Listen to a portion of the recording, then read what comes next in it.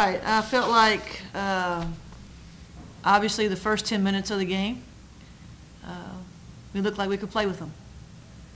The last 30 minutes of the game, it looked like Georgia was the number 14 team in the country.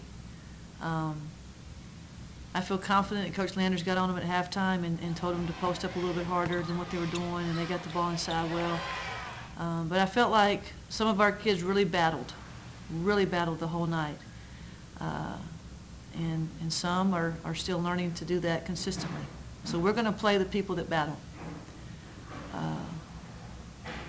You know, we've got 12 days till we play again, and these will be some productive days. Tough as a coach to sit there and, you know, get beat by whatever we got beat by, 40, 30 something. But at the same time, we are making strides, and we're learning lessons that we might not have learned otherwise. So it's not fun, but ultimately I hope that it pays off in January, February.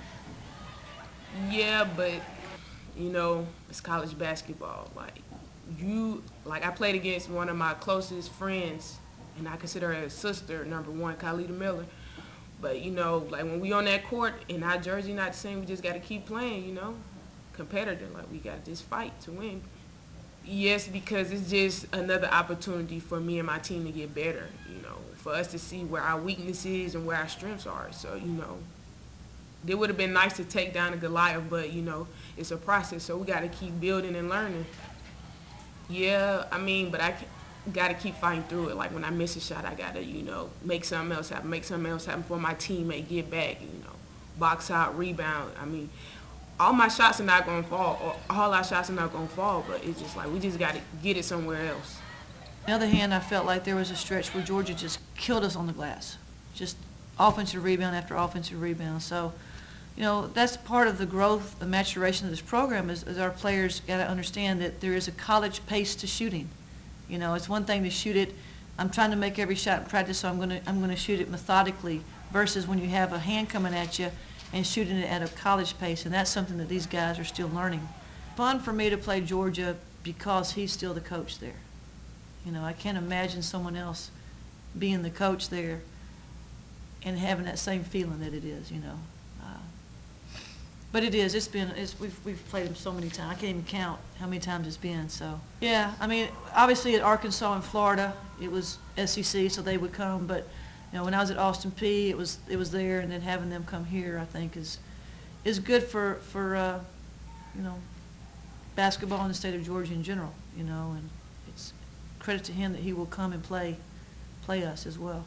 You know, it was so different. I mean, you can tell when they're on the edge of their seats and they're talking to each other and they're looking at you, and it's just a different atmosphere versus when they started making that run.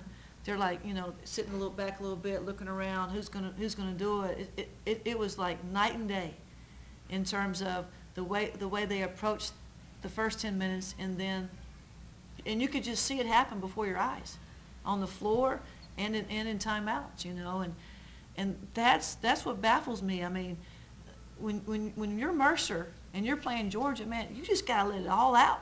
You just let it go. You know, you go down there and you try to block. You foul them hard.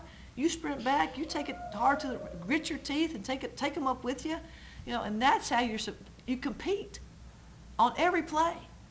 And when you're down 20 or 30, you keep competing. You don't look at the score. You know, and that's what. Some of our guys do that, but not all of them do it.